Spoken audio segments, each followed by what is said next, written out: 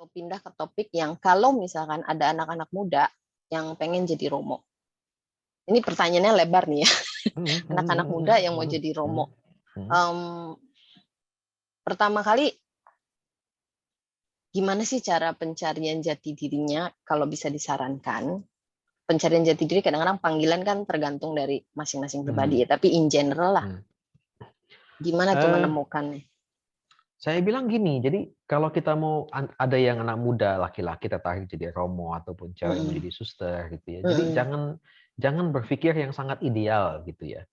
Jadi tidak pernah seorang romo ya itu mengawali panggilannya dengan kalimat yang sangat suci. Tidak pernah. Itu nanti setelah puluhan tahun dia jadi baru dia oke gitu loh. Awalnya itu pasti sesuatu yang simple. Misal kalau saya dulu, saya mau jadi Superman aja gitu loh. Tuh, ada yang lain lagi mau jadi romo, kenapa? Oh, kalau jadi romo tuh bisa ekaristi tiap hari. It's just a simple gitu kan. Jadi simple. Jadi ketika itu sudah ketemu, dijalani lah itu baru nanti makin deep, makin dalam begitu. Tapi kan kebanyakan mungkin kalau anak sekarang dia mikirnya mesti sesuatu yang matang, luas gitu ya. Wah, saya bilang vocation is not a career gitu ya. Jadi romo, jadi suster itu bukan karir yang harus kamu planning dan itu fix, tidak bisa berubah gitu loh. Hidup panggilan tuh banyak God's intervene-nya gitu loh. Banyak Tuhan campur tangan, kita mendengarkan, kita beradaptasi, begitu. Jadi mudahnya begitu. Dan anak-anak milenial sebenarnya gereja tuh bukan milenial lagi mereka. Mereka tuh generasi Z sekarang. Yang milenial tuh kita, tapi kita kelewatan tuh anak 80. Oke. Ya, generasi Z itu gereja butuh kalian sebenarnya ya. Untuk menyapa di dunia digital seperti ini. Begitu sebenarnya. Terus channelnya apa nih kalau mau jadi seorang romo? Pastinya romo dulu ya, karena kan Dikau kan romo.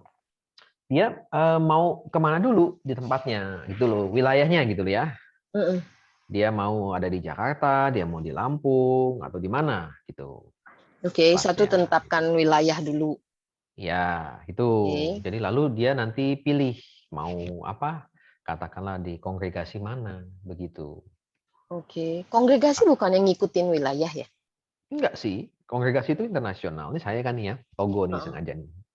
Itu kayak boleh dibaca nggak, Bu? Ini open heart, open mind namanya. Praise of the Sacred Heart ya. Ini kongregasi saya gitu kan. Nah, kalau mau mendaftar ke kongregasi saya ya hubungin. Kebetulan saya sekretarisnya. Berarti harus kita tulis nanti at the end ya. Gitu. Nah, ada berapa kongregasi sih sebenarnya? Waduh, di Indo. Waduh, ya banyak. 50 mah lebih. Di Indo ya. Baru tahu loh. Pikiran kalau mau jadi romo masuk seminari 1, nanti baru pelayanannya beda-beda gitu. Kalau Singapura itu uskupnya CDD kalau nggak salah ya. No idea. Nggak tahu, saya pernah loh ketemu uskup Singapura. William Chang kan? Bukan? Nggak tahu. Oh, nggak tahu dia. Kurang gaul ya. Beda aliran. Iya sih. Oke. Gitulah.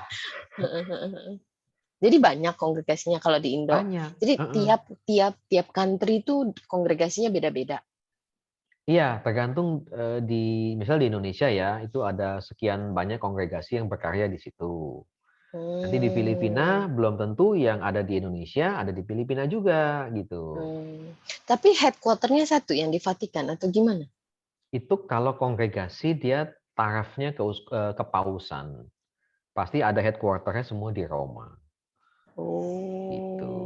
Unik ya ternyata ya. Ya, begitu. Kongregasi saya SCY kepausan, maka kami ada headquarter. Ada di sana di Roma. Pimpinannya namanya Romo Jenderal itu. Bukan orang Indo kan? Bukan, orang Spanyol. Jenderal soalnya bahasanya. Jenderal. Lebih tinggi. Oke. So, pertama pilih tempat, kedua pilih kongregasi, terus? Banyak berdoa. Oke.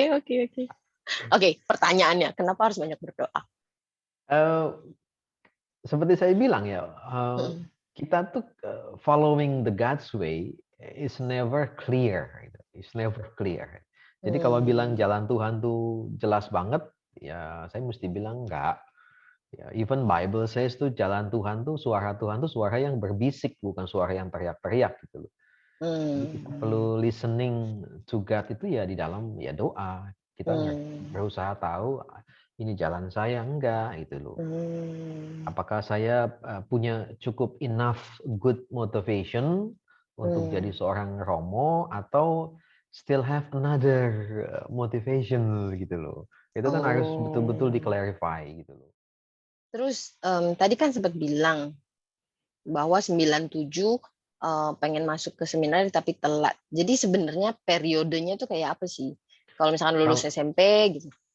Waduh, kalau lulus SMP ya, kalau di yang seminari Palembang yang saya tahu ya, kalau begitu mau lulus SMP, dekat-dekat ujian akhir tuh, itu mulailah cari informasi ke seminari menengah Santo Paulus Palembang.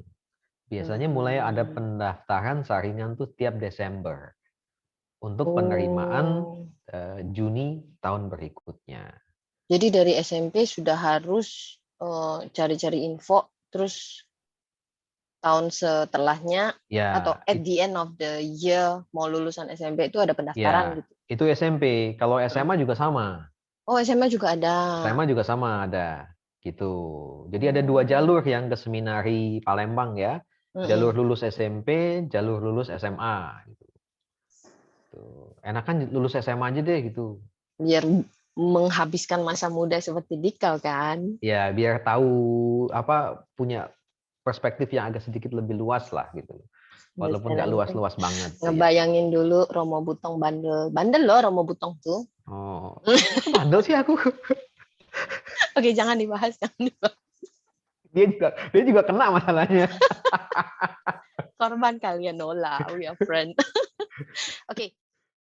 Kalau itulah jalur kalau seseorang mau jadi Romo. Sekarang pesannya untuk mereka yang udah memutuskan diri mau jadi Romo, udah masuk pendaftaran dan segala macam. Pesannya apa nih supaya perjalanan mereka ya, kalau memang akhirnya menyadari itu bukan panggilan sih beda cerita ya. Tapi kalau supaya mereka tetap ada di jalur gitu loh, pesannya apa nih? Pertama sih komitmen ya. Jadi paling penting menurut saya dari pengalaman hidup saya ya komitmen. Bahwa lika-liku, bosen, challenge, jatuh, bangun, bangkit itu sesuatu yang sangat normal gitu ya. Bahkan ya manusia itu ya begitulah gitu ya. Dalam profesi apapun dia seperti itu. Tapi ingat saja komitmen saya itu apa gitu kan. Kalau saya mau jadi Romo, apa motivasi saya, apa yang saya perjuangkan, dan terus seperti itu. Kalau memang sudah sampai mentok tidak menemukan juga, ya harus dengan rendah hati. Romo Butong. Gile, ntar semua pada ngotek kerjaan gue mau numpuk. Mau lagi deh. Bagus dong, berarti channel gue banyak yang nonton dong. Iya, ya. Oke, sorry. Ya begitu pokoknya ya, jadi komitmen lah gitu. Intinya kepada komitmen gitu dan ikuti yang ada. Komitmen tuh kan menggaris seperti merangkum semuanya sih. Cara hidup kamu, cara bicara kamu, cara relasi kamu kan. Itu kan semua soal yang namanya komitmen gitu loh. Gitu. Balik lagi kayak tadi banyak komunikasi sama Tuhan ya. Iya, walaupun jadi Romo zaman sekarang tuh banyak bukan fleksibilitas ya, tapi karena dunia itu semakin open, dunia modern itu semakin open, maka hidup para Romo itu memang tidak seperti dulu zaman misionaris itu ya. Gampang ya, kemana-mana pakai jubah sekarang. Tuhan, lalu strict sekali, naik sepeda kemana gitu. Sekarang kalau Romonya pelayanan naik sepeda di kota ya misalnya, nangis umatnya gitu. Seperti kok saya nggak mampu kasih yang untuk memperlancar pelayanan gitu kan, sesuatu yang tidak itu tapi sesuatu yang memang dibutuhkan gitu. Oke. Gitu. Menarik nih ya, karena pengen tahu kehidupan seorang Romo tuh dari jam 9 nggak boleh menentukan. Kehidupan seorang Romo dari melek sampai tidur lagi itu kayak apa sih? Saya nih ya di sini ya. Ya. Kita di sini bangun terserah. Bangun terserah, jam 6 pagi doa tapi. Hello, bangun terserah tapi jam pagi doa. Ya Oke, kan lanjut. ada yang tinggal 10 menit aja bisa gitu kan. Ada yang 5 menit. Kebanyakan tuh yang model kayak gitu. Siapa tahu ya kan kita Oke, oke, pokoknya oke. bangun terserah. Jam 6 Hmm. pagi kita doa. Hmm. 6:30 kita misa. Ya, lalu sesudah Hmm. itu sarapan. Hmm. Sudah sarapan, ini kita sekarang aktivitas masing-masing lah. Kerjaan lah, yang kantor lah, yang apa, pokoknya aktivitas seperti Hmm. biasa, begitu ya. Lalu siang kita makan bersama, Hmm. lalu istirahat, Hmm. nanti sore jam 6 kita doa lagi, Hmm. 6:30 kita makan, setelah makan kita doa lagi. Banyak doanya ya, gitu. Bagus lah. Iya, di sela-sela itu ya aturlah sendiri gitu. Oh, itu tiap hari dari Senin sampai Minggu atau Sabtu sama Minggu ada jadwal khusus? Sabtu Minggu lebih apa ya, lebih fleksibel karena ada juga yang melayani di luar rumah gitu kan. Ke gereja Hmm. lain gitu kan, ada aktivitas lain gitu. Oh, oke, Tapi oke. gambarannya kira-kira tuh seperti itu. Tadi kan bilang di menjadi Romo tuh nggak ada karir, tapi pasti ada levelnya dong. Level Mm-mm. level apa ya? Nggak Level tahu kalau misalkan dari lulus pentabisan oh, lah, pentabisan terus kalau kalau gereja ya Katolik nggak sih sih? cuma kenal 3 sih. Mm-mm. Namanya level tabisan, Mm-mm. diakon, Mm-mm.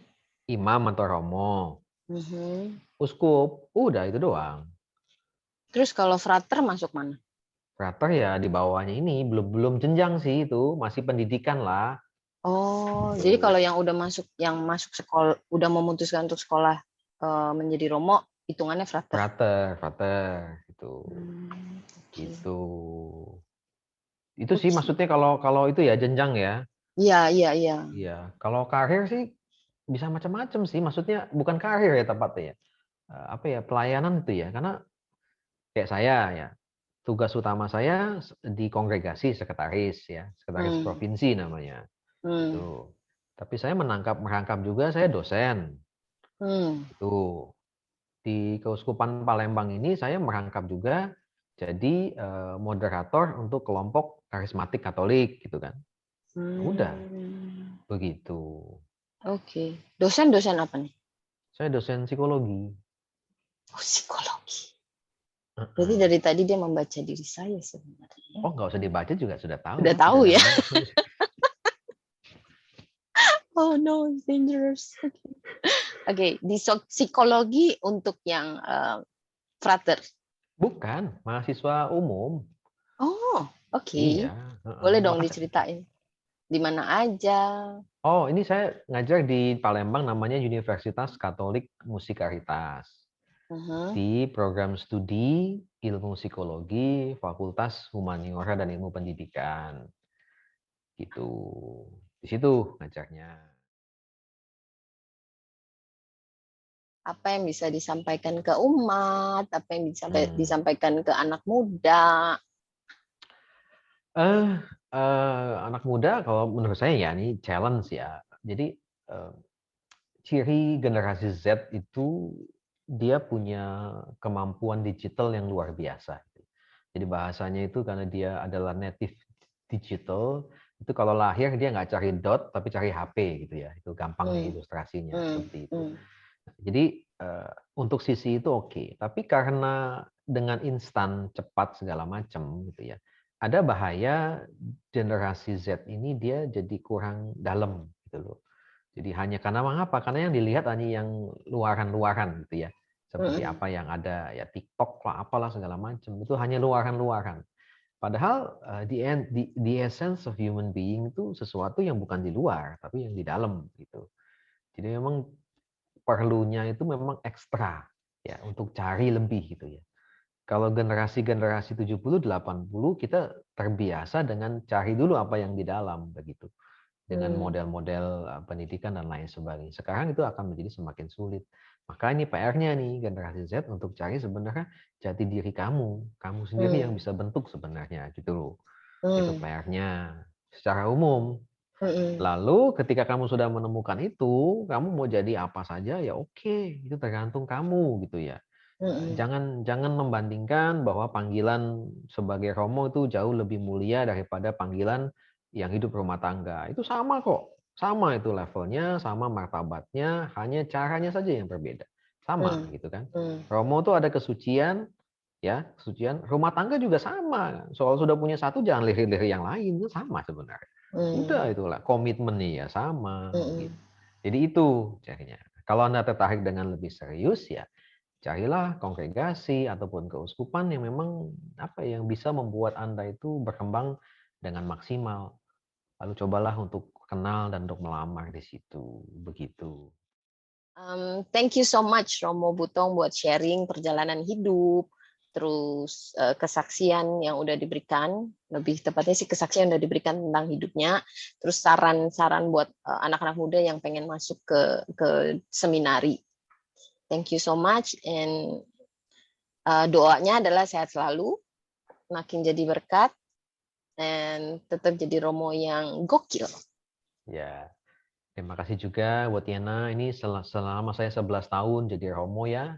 Biasanya yang nanya saya tentang panggilan itu adalah kalau nggak suster, kalau nggak frater, ya umat. Ya ini baru kali ini Romo diwawancari sama mantan pacarnya. Jadi luar biasa itu. Begitu. Thank you so much. Welcome.